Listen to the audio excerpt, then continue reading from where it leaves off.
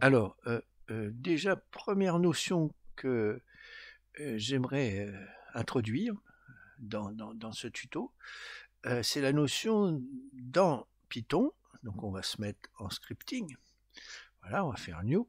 Hein, tout ça, c'est coché théoriquement. Voilà. Bon, on va faire un petit coup de contrôle. Voilà.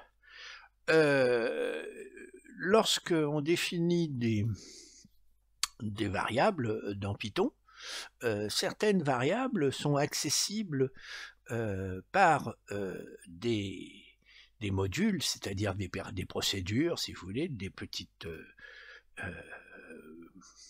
morceaux de programme qui sont définis, et d'autres le sont pas. Alors, pour bien expliquer ça, pour expliquer ce qu'on appelle la définition de variable locale par rapport à variable globale, on va prendre un exemple, bon, qui est l'exemple en gros qui est donné la plupart du temps. Bon, on va prendre import BPY, ça change pas. Voilà.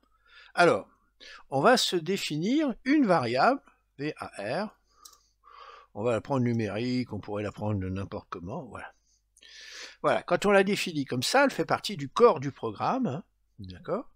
Et on va voir comment elle se comporte par rapport au travail qu'on peut faire dans une procédure ou dans un module de Blender. Alors par exemple, je décide de faire un module addition dont l'idée c'est de dire je vais voir si je peux prendre var et puis lui ajouter 1, d'accord, et puis d'afficher la valeur dans la console, la valeur, on va mettre ça comme ça, hein. Oh, je me sens un peu comme ça, virgule var, voilà. Alors bien sûr, si je n'exécute pas dans le corps du programme, hein, puisque je reviens en dehors du module, je vais demander d'exécuter addition. Et on va voir ce que ça donne. Hein, voilà. Boum. Voilà en gros. Hein. Donc là, si vous voulez, elle pourrait être même ailleurs, mais elle est en dehors du module, d'accord? Si je lance, boum. Vous voyez, il apparaît ici local variable var référence before assignment. C'est-à-dire que j'essaye de faire un travail sur une variable qui n'est pas reconnue par le module. Pour la bonne raison, c'est qu'elle est définie à l'extérieur. Elle est définie en local par rapport à l'extérieur. D'accord ? Maintenant, je vais essayer de modifier cette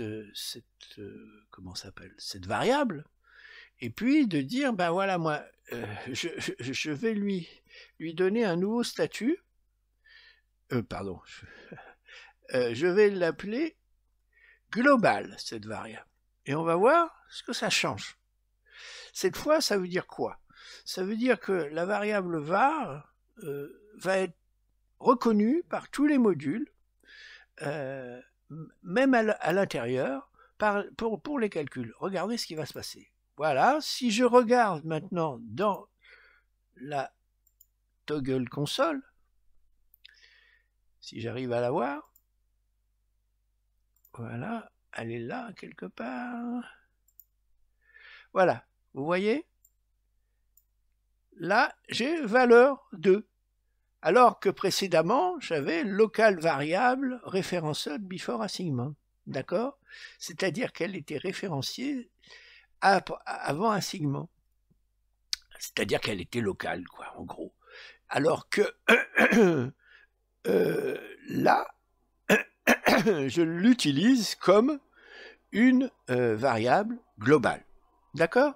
Donc ça sera la différence qu'on va utiliser en particulier dans l'exemple qui va suivre sur, disons, le timer.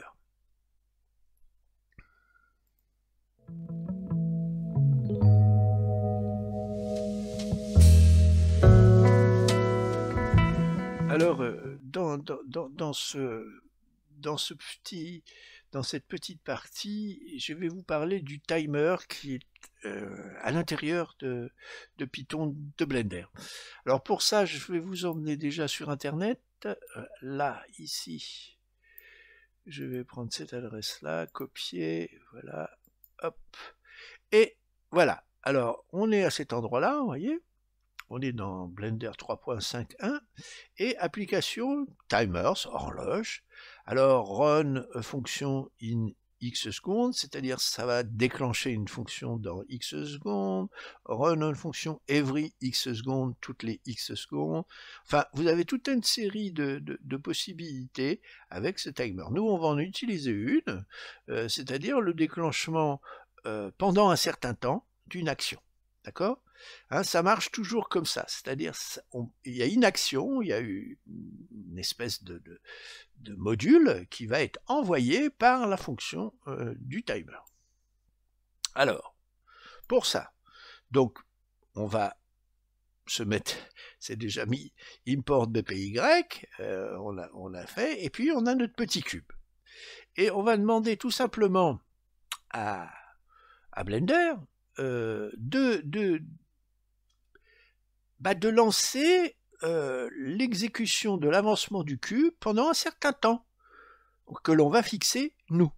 Alors, on va mettre, d'abord on va choisir un compteur.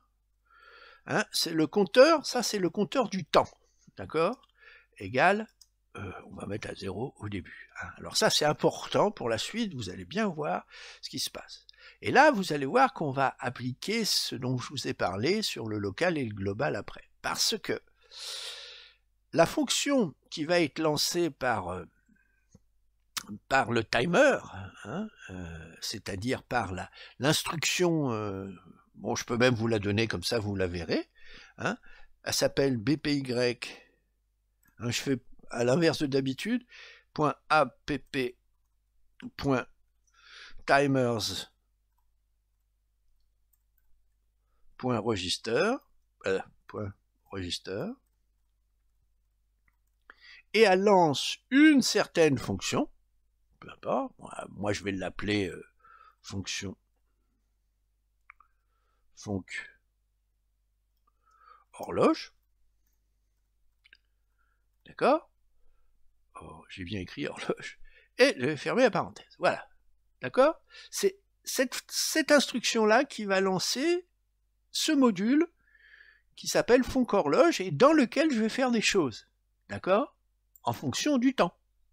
Alors, je vais donc définir def fonc-horloge, CTRL-copier, CTRL-V, 2 points, voilà. Non, il faut des parenthèses, pardon, pas oublier les parenthèses, 2 points, voilà. Alors, fonc-horloge va faire quoi? Eh bien, elle va exécuter une action. Alors, je vais laisser une place, vous allez voir pourquoi.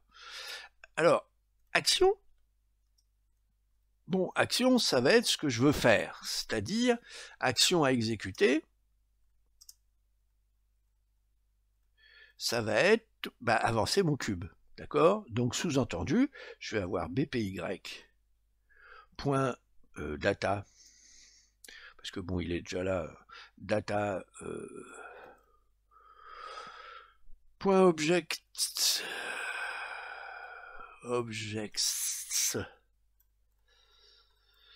de alt crochet. Alors celle-là, je lui donne son nom, cube, crochet, alt crochet, point location. Je vais mettre sur sur l'axe des Y, hein, sur l'axe vert. Hein. Donc c'est location de 1 ou je peux mettre location point Y, mais j'aime bien aussi. Parce que n'oubliez pas que ça commence à 0. Hein. Si je faisais 0, ça serait voilà. Et je vais l'incrémenter. Alors plus égale 1. C'est comme si je disais reçoit plus 1. D'accord? C'est-à-dire reçoit la même chose plus 1. Ça va plus vite d'écrire plus 1. Plus égal 1. Voilà. Alors, Maintenant, je vais m'occuper de l'écoulement du temps. Hein. Ça, c'est interne aussi à la fonction. Alors, écoulement du temps.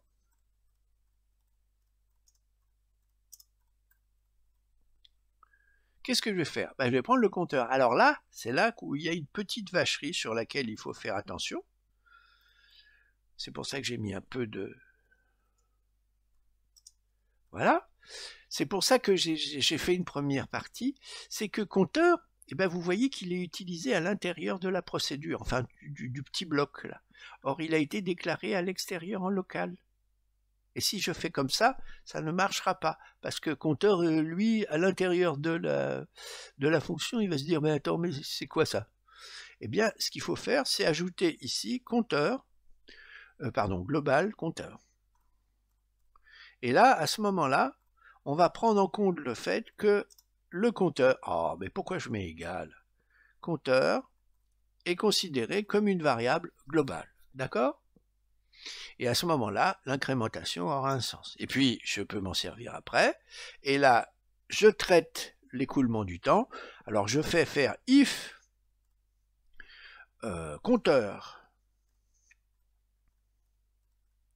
est un... compteur est gros doigt aujourd'hui. Est inférieur ou égal à une certaine durée. Bon, alors là, je vais faire à la main pour que vous voyez pour l'instant. Inférieur ou égal à, je sais pas, mais je vais mettre 10 par exemple. Théoriquement, on devrait mettre une variable, on l'appellerait durée. Enfin, on peut faire les choses mieux. Hein. Et return, et là, j'ai une autre valeur qui va être importante, qui va être les intervalles de temps entre chaque exécution. D'accord? On va le voir fonctionner. Alors ça, c'est si le compteur est inférieur ou égal à 0, et je retourne rien du tout, globalement. D'accord? Voilà. Alors, on va voir si ça marche. Donc, bing, regardez, mon cube avance une dizaine de fois et il s'arrête. D'accord? Donc, ça marche relativement bien. CTRL Z, je le remets au début pour que vous voyez bien. Je vais changer la valeur de ça, je vais mettre 5 fois par exemple. Ou par exemple, je vais mettre un délai, que ça soit plus lent. On va regarder ce que ça donne. Tout ça, bien sûr, vous pouvez le mettre après dans des variables et les mettre au début. D'accord? Ce qu'on fera par la suite, d'ailleurs. Voilà. Mais c'est pour vous montrer la mécanique un petit peu en détail, directement dans les comment ça s'appelle? Dans le programme. Non, Alt G, pardon. Hop. Et là, je vais changer, par exemple, je vais faire assez rapide, au contraire. Alors là, je vais mettre 0,1 par exemple. Vous allez voir que ça va beaucoup plus vite, comme ceci. Et voilà. D'accord? Donc, voici les idées. D'accord? Après, il y a des changer le compteur, incrémenter plus rapidement, enfin, il y a tout un tas de variables. Ici, il y a 1, 2, 3 variables sur lesquelles on peut agir. D'accord? Et voilà votre instruction, l'instruction qui est l'instruction dans le corps de programme. Alors là, le piège, hein, ne vous faites pas avoir, compteur, eh bien, il doit être global, hein, parce que sinon ça ne marchera pas. Voilà.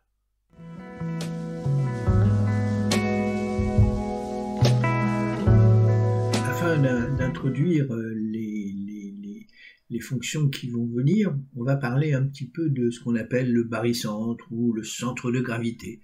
C'est-à-dire, en gros, quand on a deux objets munis de certains coefficients, voilà, par exemple, ici on a un objet 1, un objet 2, on va les munir d'un certain poids, comme une masse, hein, et on cherche le point d'équilibre entre ces deux masses. Si par exemple celle-là vaut, je sais pas, 1 kg et celle-là 2 kg, où est-ce qu'il faut mettre, en imaginant que ces deux points sont solidaires par une barre, où est-ce qu'il faut mettre le mobile, par exemple, pour mettre en équilibre la balance entre les deux. Et ben ça s'appelle aussi le barycentre.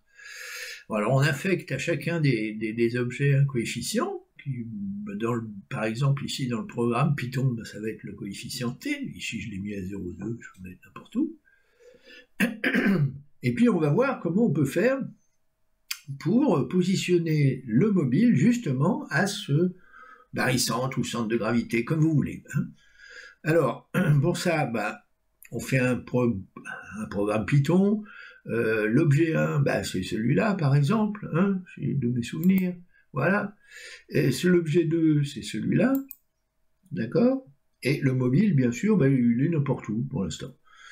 Et je mémorise la position de A, c'est-à-dire du premier mobile, et la position de B, du deuxième, des objets 1 et 2. D'accord? Je prends un facteur T que je vais pouvoir changer quand je veux, et je vais positionner le mobile, c'est-à-dire le fameux centre de gravité, ou si vous voulez, le point intermédiaire avec les coefficients qu'il faut, et je vais le mettre à la formule qui est ici, c'est-à-dire je vais prendre t fois la position de A et 1 moins t fois la position de B. Et j'en fais la somme de tout ça. Et je print le machin. Théoriquement, il doit se mettre à un certain endroit où il y a ici, il va y avoir le coefficient t qui est affecté et 1 moins t ici. C'est-à-dire que ici, si c'est 0,2, l'autre va valoir 0,8. D'accord? Donc on va voir ce que ça donne. On va lancer. Clean. Voyez? Eh bien, il est beaucoup plus près de celui-là, bien sûr, puisque le B, il est plus lourd, entre guillemets, donc il faut y aller plus près pour le maintenir. Alors bien sûr, si je fais exactement le même poids à gauche et à droite, je mets 0,5 et là, cette fois, il se met juste au milieu. Et puis si je fais au contraire une masse plus importante d'un côté que de l'autre, eh bien, il se met près de l'autre. Voilà. Donc ça, c'est la notion de barycentre. Il va falloir le retenir parce qu'on a des fonctions qui intègrent ça d'un coup. Au lieu de faire tout ça, on a les fonctions qui s'appellent lerp et slurp. On verra tout à l'heure ce que ça signifie.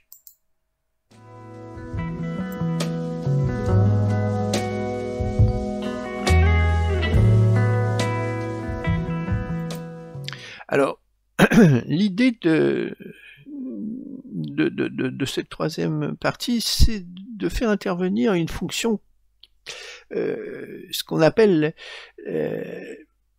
l'interpolation linéaire de deux vecteurs, entre deux vecteurs. Alors, interpolation linéaire, ça se traduit chez les Anglais par linear interpolation, et linéaire, il y a L, et dans interpolation, il y a lerp. Donc ça s'appelle lerp. C'est la fonction lerp. Faut s'habituer. Mais bon, voilà. Alors, après ce petit trait d'humour qu'ont les Anglais, on va nous rentrer un peu dans les détails. Donc ici, j'ai rentré par exemple deux sphères qui sont en position fixe. Et ces sphères, on va comment ça s'appelle?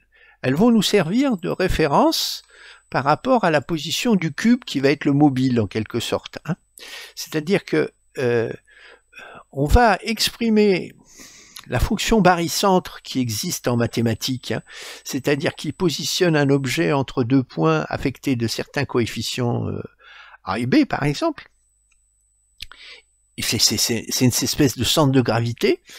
Et bien là, on va voir que ça marche très bien aussi avec les vecteurs. C'est-à-dire que la fonction lerp permet justement de faire une sorte de moyenne pondérée entre celui-là affecté d'un certain coefficient t, celui-là d'un coefficient A moins t. D'accord? Alors, comment faire ça? On va commencer par faire import BPY. D'accord? Alors, une fois qu'on a fait import BPY, on va faire apparaître le mobile, celui que j'ai appelé le mobile, ça va être le cube, et celui-là, je vais aller le chercher, je l'ai déjà rentré, bpy.data, .objects alt crochet cube crochet alt crochet, voilà, si je me suis pas trompé, là ouais d'accord, data, merci, data, j'ai dyslexique complètement, data, non, data, voilà, donc là j'ai le mobile, je vais aller chercher la première sphère que j'ai appelée objet 1, égale, donc là, je fais bpy data object, et puis je vais chercher la première sphère, CTRL V, et qui essaie de le pointer d'ailleurs, c'est la sphère là, sphère, voilà, puis je vais chercher la deuxième,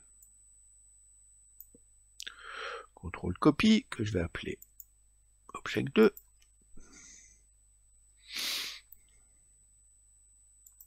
qui elle s'appelle sphère 001. Point 001. Voilà. Alors, j'ai mes deux objets. Bon, maintenant, ce que je vais avoir besoin, c'est la position de ces objets. Donc, je vais avoir, il y en a un que je vais appeler deb, début, égale objet 1. Alors, ça va représenter le vecteur de la position de l'objet 1.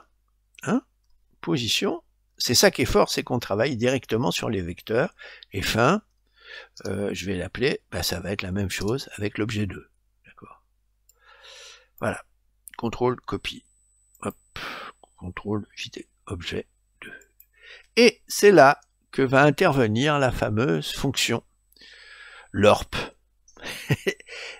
qui va faire la moyenne pondérée selon un facteur. Alors je vais appeler ça facteur, je vais prendre un facteur donné. Alors facteur, je vais lui donner une valeur 0.75 par exemple. Alors c'est un facteur qui est compris entre 0 et 1. Hein.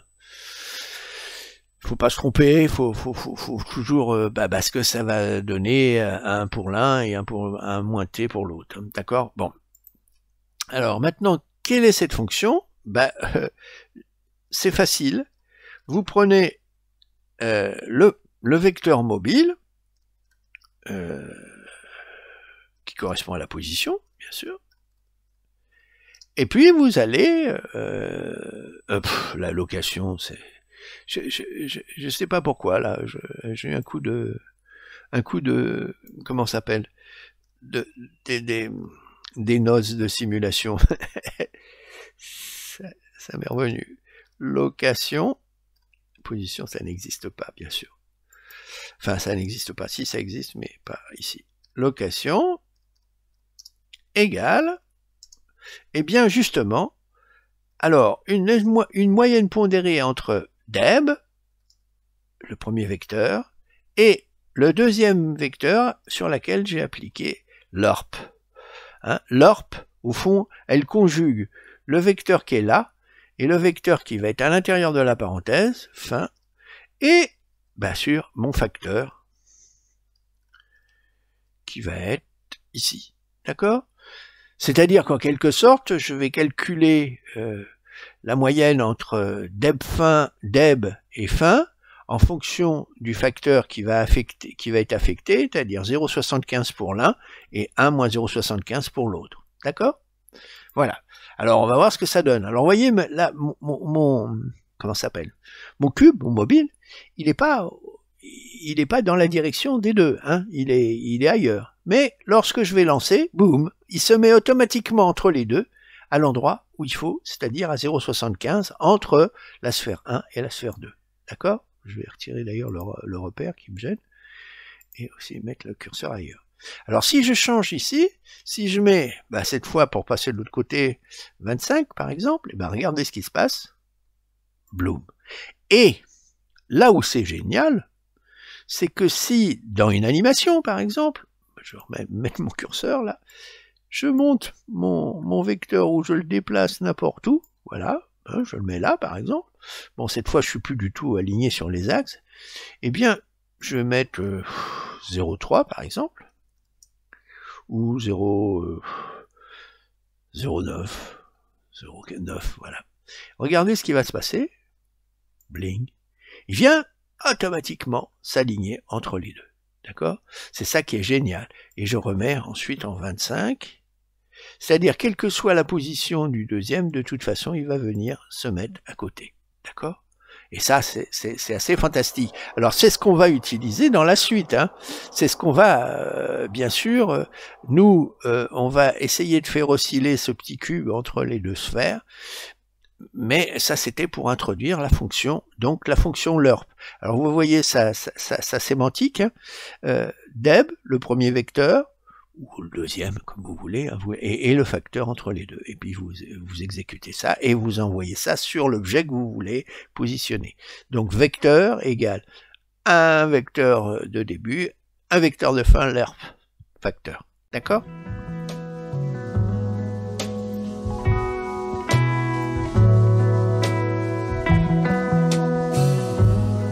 Alors, on va introduire la notion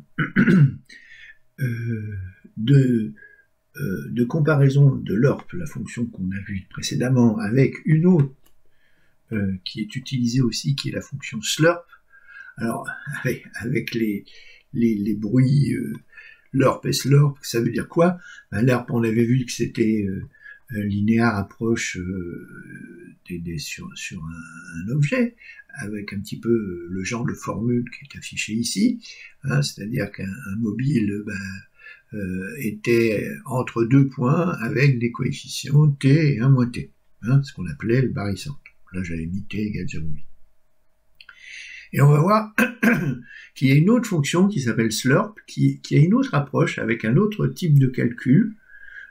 Et ça, pour l'illustrer, on va montrer, parce que slurp, ça veut dire spherical linear approach. C'est-à-dire que, bon, ça, en coordonnées sphériques, ça se fait. Alors, il faut essayer de comprendre. Alors, on va faire une animation pour essayer de comprendre. Et pour animer ça, eh bien, le paramètre t ici, qui était des fixes et qu'on donnait, et ainsi de suite, eh bien, on va le faire bouger en fonction du temps. C'est-à-dire, on va lui donner des valeurs comprises entre 0 et 1, en fonction d'un chronomètre qui s'écoule. D'accord? Alors, pour ça, on va faire le petit programme suivant. Le petit programme, il est basé sur une idée simple. Hein. On va créer un timer à l'intérieur duquel on va mettre déjà deux objets, deux mobiles. Alors ce premier mobile, ça va être un carré, c'est-à-dire c'est celui-là, ici, voilà. Hein. Si on veut d'ailleurs, on peut mettre l'affichage ici des viewports, comme ça on verra les names, on les voit pas très bien, mais bon, on les voit quand même. Voilà le carré, d'accord? Et ensuite, on va mettre celui-là, qui est un objet, mais pas un mobile, donc on va l'appeler objet 1, ça s'appelle sphère 1, oh, je vais peut-être pas le mettre, parce que bon, ils sont colorés, donc ils ne bougent pas, ceux-là. Et puis ça, c'est un autre mobile, qui est le mobile 2, qui est une icosphère, et qui va aussi essayer de se placer entre ces deux points, ici, la sphère 1 et la sphère 2, avec un calcul différent. Alors, si je regarde un peu en détail, ce qui se passe, j'ai donc deux mobiles. Hein. Regardons déjà les mobiles avec leur location, on verra après. Mobile 1 et mobile 2, donc c'est ces deux-là, hein, celui-là et celui-là. Ensuite, j'ai deux objets, hein, et on va calculer la position de chacun des mobiles par rapport à ces deux objets. Donc, on va appeler la position de l'objet 4, c'est-à-dire bon, la sphère, hein, fin, et objet 2, fin, objet 1, objet 4, deb, et objet 2, fin. D'accord? Et ensuite, on va calculer maintenant entre les objets, d'accord? On va calculer la position des mobiles. Alors, en utilisant pour l'un la fonction slurp, et l'autre la fonction lurp, comme vous pouvez le voir ici. Alors on va faire ça entre deb et fin, avec un facteur, on verra pourquoi tout à l'heure. Et le fameux barycentre, le poids qui était donné, on va le mettre dans le rapport compteur sur durée, qui est le compteur du timer et la durée du timer, ce qui fait qu'il sera toujours compris entre 0 et 1, mais en même temps il va être animé par le compteur. D'accord? Donc on va pouvoir voir la différence de trajectoire, puisque en réalité on anime les mobiles en fonction du paramètre de calcul entre les deux sphères, et on va voir la différence de trajectoire, c'est-à-dire on va voir comment on calcule. Alors je lance ici le calcul. Alors on voit les objets séparés se déplacer différemment, d'accord? On voit que le slurp il ressemble à une trajectoire un peu curviligne, alors que l'autre a une trajectoire rectiligne. Mais on voit pas trop bien. Alors comme malgré tout, on a ici une zone où j'enregistre les frames, c'est-à-dire les photos de l'espace, je vais mettre le curseur au milieu et je vais vous montrer en layout ce qui se passe, comme j'ai enregistré ici les keyframes, eh bien je vais animer et je vais vous montrer le dessin que ça représente. Alors voilà la différence entre les deux. Vous voyez que c'est très clair. Pour slurp, on a une trajectoire qui est visiblement un demi-cercle qui est centré ici sur l'origine. Et pour lurp, on a une trajectoire rectiligne. Et ben c'est la différence essentielle entre slurp et lurp. C'est-à-dire l'approche sphéricale, c'est l'approche selon un cercle de rayon, le centre de l'univers, parce que ici comment s'appelle, mon curseur est mis au centre de l'univers. Et bien vous voyez que ici, moi j'ai choisi le fameux facteur dont je parlais tout à l'heure, je l'ai choisi pour qu'on visualise le plus clairement possible la trajectoire de l'icosphère par rapport à là le cube, on a le cube et l'autre l'icosphère. D'accord?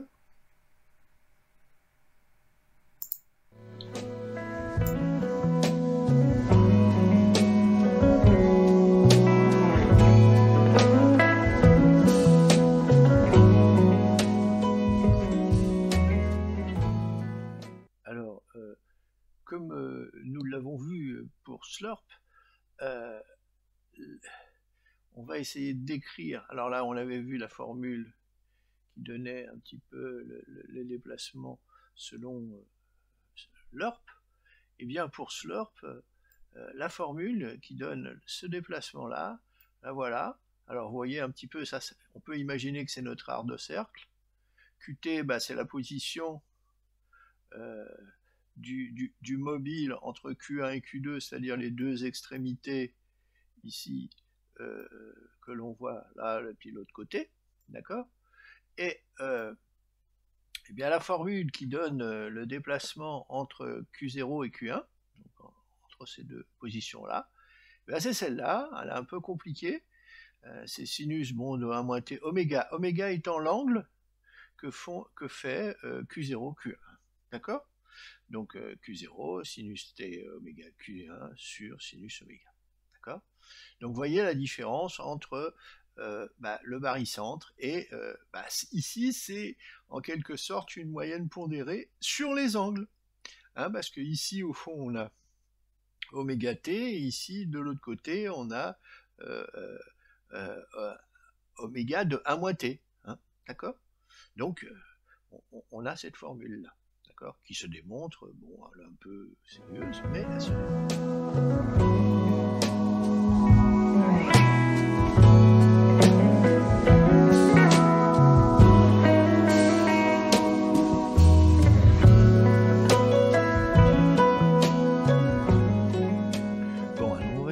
De faire une oscillation entre ces deux positions de sphère. du cube, d'accord? Avec la possibilité de déplacer les sphères, mais que l'oscillation se continue entre les deux, hein, comme un peu on l'a vu avec la fonction lerp, et d'ailleurs que l'on va utiliser ici. Donc, on va essayer de faire ça. Alors, on va appeler ça oscillation. Oscillation.py, voilà. Alors, on va faire un peu l'équivalent de ce qui existe sous le logiciel Unity, mais avec notre méthode à nous. Alors, d'abord, import BPY. Voilà, on va grossir un peu. Hop, voilà. Bon. Ensuite, on va commencer par mettre déjà une horloge en marche avec un compteur d'horloge égale 0. Hein. On va mettre aussi la distance qui sépare. On va utiliser cette distance qui sépare l'origine du A0. Je donnerai des explications après. Le mobile qui va être le cube, mobile égale donc PPY point data point data, oh là là, data point object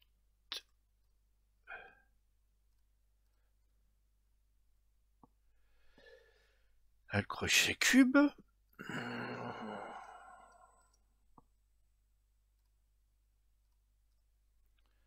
Crochet. Non, j'ai oublié un guillemet. Voilà. Ah oui, j'ai besoin aussi d'autres valeurs, d'autres paramètres. Durée, qui va être ce qu'on va appeler la durée du mouvement, je vais l'appeler dur, égale, je vais marquer 200. Il faut bien séparer la durée du mouvement de l'oscillation, parce que sinon on s'y perd. Le sens, alors le sens, c'est un paramètre qui va prendre plusieurs valeurs, soit 1, soit moins 1, suivant que l'oscillation se fait dans un sens ou dans l'autre, c'est le nom de le dire. Et écart, qui va mesurer la différence entre début et fin, c'est-à-dire entre la position de la sphère A et de la sphère B. Je vais supprimer, je vais effacer la présence de la caméra qui gêne un peu la vision. Alors, écart égale 0 au début.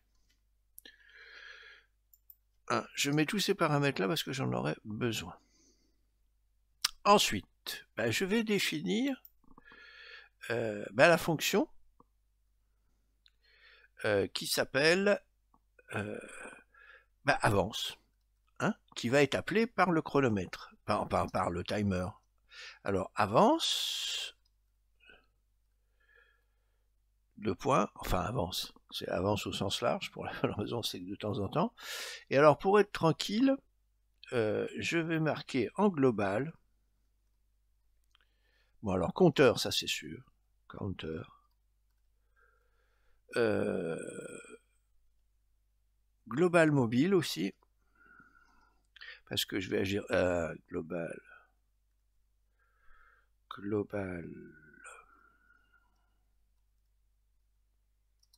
mobile, parce que je vais agir dessus de l'extérieur, de l'intérieur de la procédure. Global sens,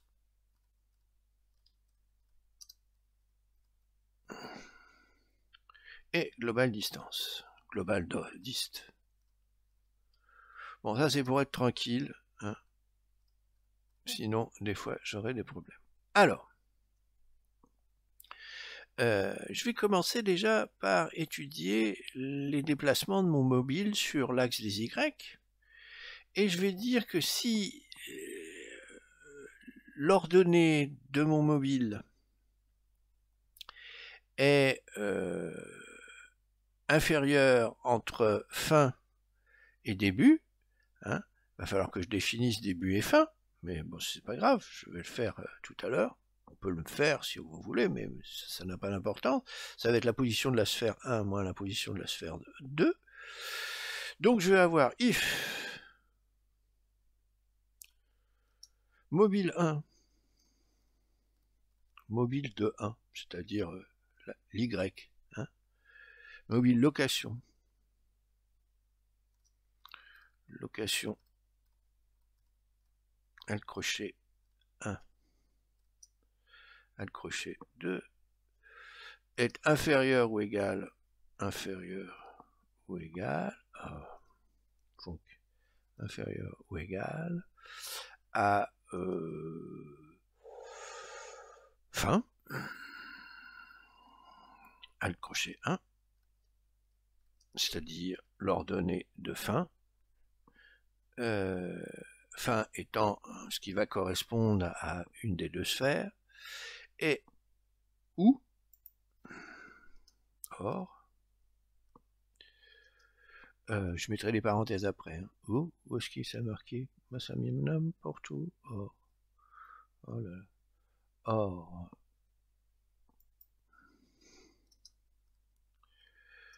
on va voir mobile location aussi, cette fois, contrôle copie.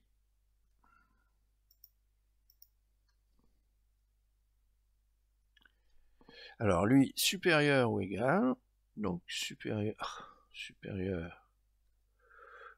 ou égal à deb, alt crochet 1.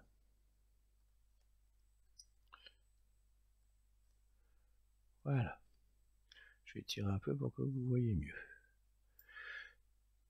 Alors là, je vais mettre 2 points, ça sera mieux.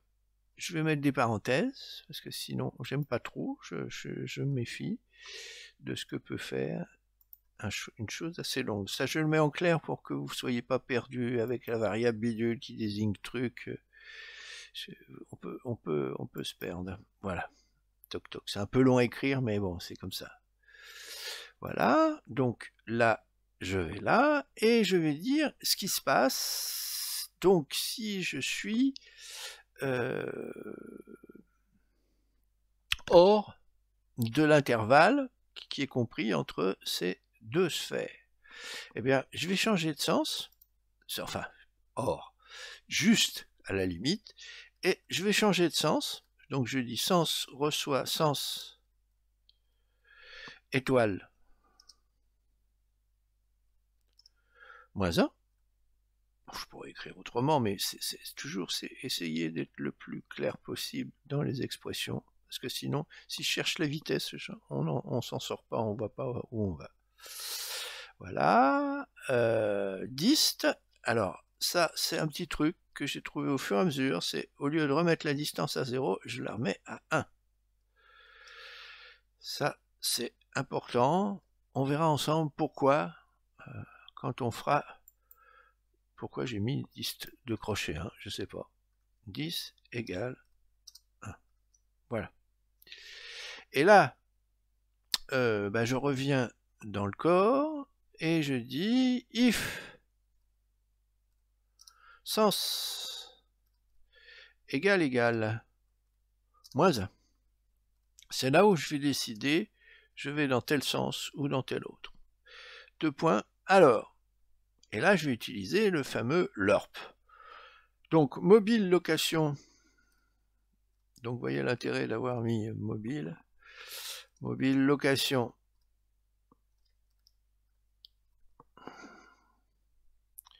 Égale, hein, toujours ce qu'on a vu en sera location.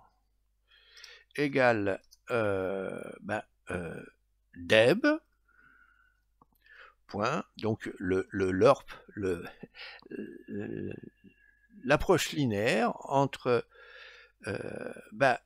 deb et fin, c'est-à-dire la position intermédiaire en fonction du moment et d'un facteur qui va être l'écart, enfin quelque chose près, enfin la distance par rapport à l'écart.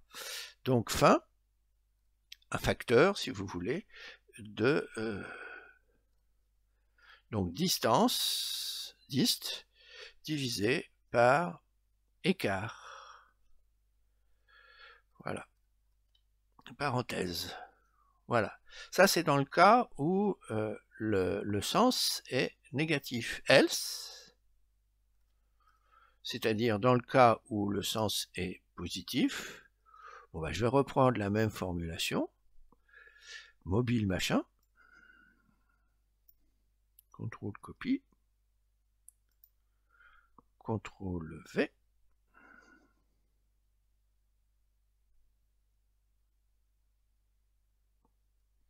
Alors là, cette fois, au lieu de mettre l'ERP, bah, de faire appliquer l'ERP à fin début avec le coefficient disp moins quart, eh bien je fais faire 1 moins. C'est-à-dire je le fais déplacer dans l'autre. Là, là, là, là, là. 1 moins disp moins quart. C'est-à-dire je fais déplacer dans l'autre sens. Voilà. Alors, qu'est-ce que je fais après? Cette fois, je m'occupe de l'horloge. Counter reçoit counter plus 1, enfin reçoit plus égale 1, c'est pareil, counter reçoit counter plus 1. Et ensuite, dist, et là c'est important, dist est incrémenté aussi puisque la distance augmente d'un cran puisque mon mobile a avancé, doit avancer un petit peu d'un cran. D'accord? Voilà. Alors là, ça fait ça. Maintenant, qu'est-ce que je vais faire? Alors, cette fois, je vais m'occuper de la fin de mon horloge. Là, parce que je m'occupais des déplacements. Hein. On pourrait dire que cette zone-là, vous voyez, toute cette zone-là, c'est... bon, il y a une petite part du compteur ici, mais c'est surtout... c'est pas le temps qui intervient, si vous voulez, sauf l'incrémentation du compteur. Et puis cette fois, à la fin, je vais ajouter if. Si je ne mets pas dedans, if counter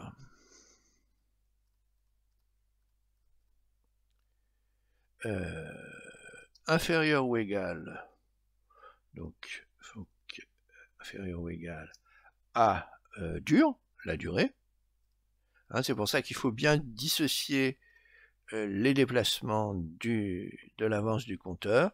Return, bon là je vais le faire avancer à ce que je veux comme vitesse, ça va être la vitesse d'avancée. Return 0.02. On va le faire avancer lentement pour pouvoir voir les choses. Et puis sinon, return globalement noun. Ah. Hein, là c'est la fin du compteur classique que vous avez vu avec moi. Noun. Voilà. Bon, je continue. Eh bien, cette fois, je relance dans le corps du programme l'appel du compteur et des paramètres qui vont avec. Alors là, je vais avoir deb à définir, égal. Alors, deb égale, bon, je vais aller chercher bpy, machin, parce que je suis un peu feignant. Date, voilà. Contrôle copie. Contrôle V. Donc ça, c'est sphère, si mes souvenirs sont exacts. Ouais. Sphère.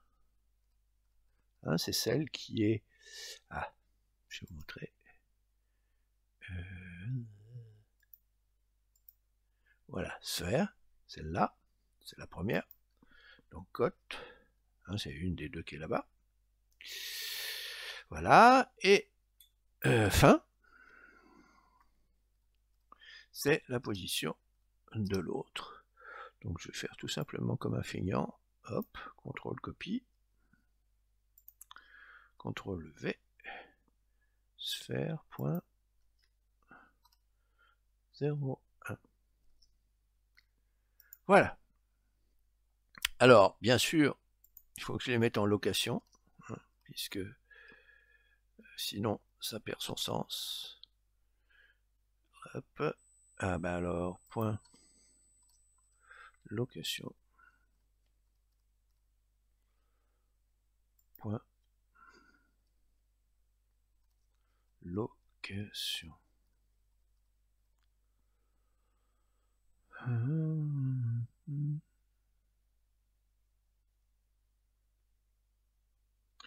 Voilà, hein, je me servirai de la coordonnée Y, hein, puisque bon, bah, on a choisi un petit peu celle-là sur le dessin. Alors ensuite, bah, il faut que je définisse écart. Écart, bah, c'est tout simplement deb1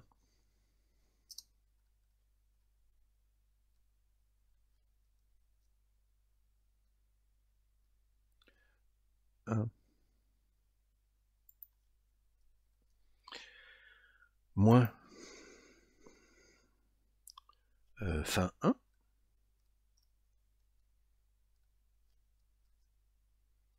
hein, c'est-à-dire la composante Y, c'est sa projection sur l'axe des Y. Et bah, il me reste quoi à faire? Bah, il me reste tout simplement à lancer BPY, donc l'horloge, avec la fameuse fonction avance. AP point timers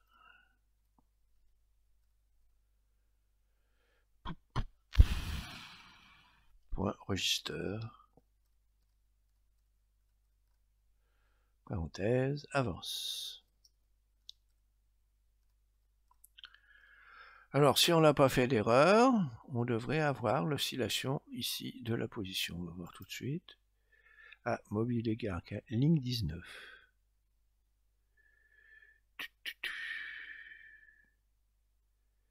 Qu'est-ce qui se passe? Mobile, location.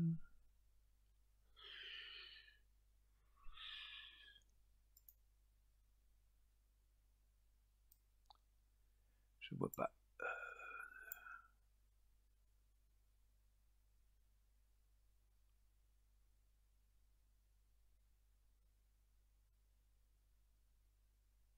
Ah, si, pourtant, c'est ça. On va regarder ce que dit Windows. Invariable syntaxe. Fin. Ah! C'est pas mis l'ERP? Oh. L'ERP. L'ERP. Si je mets pas les fonctions essentielles, c'est un peu bizarre.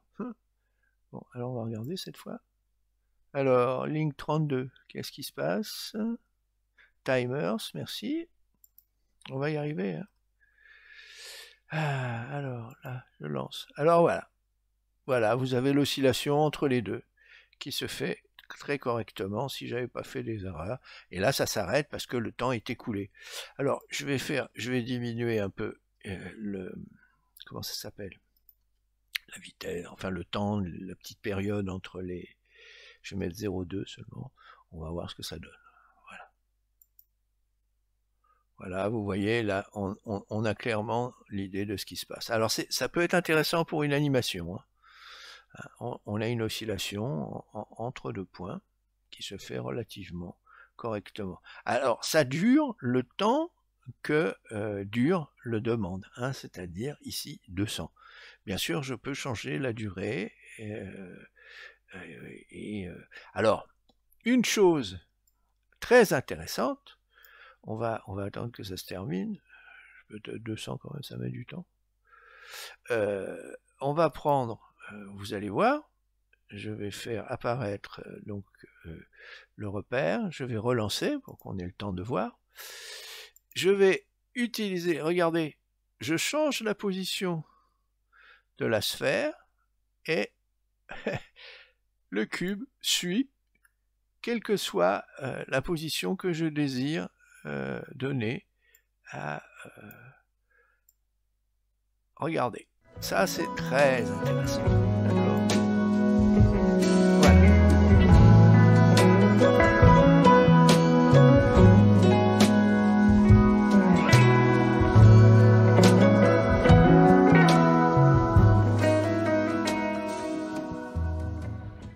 afin d'illustrer un petit peu comment la fonction slurp peut être utilisée d'une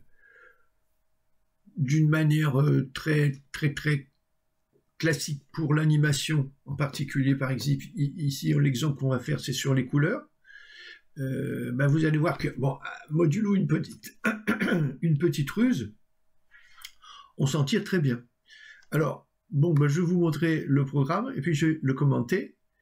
Voilà, bon, voici, ici, on va se mettre en mode soit Eevee, soit Cycle, ça n'a pas d'importance.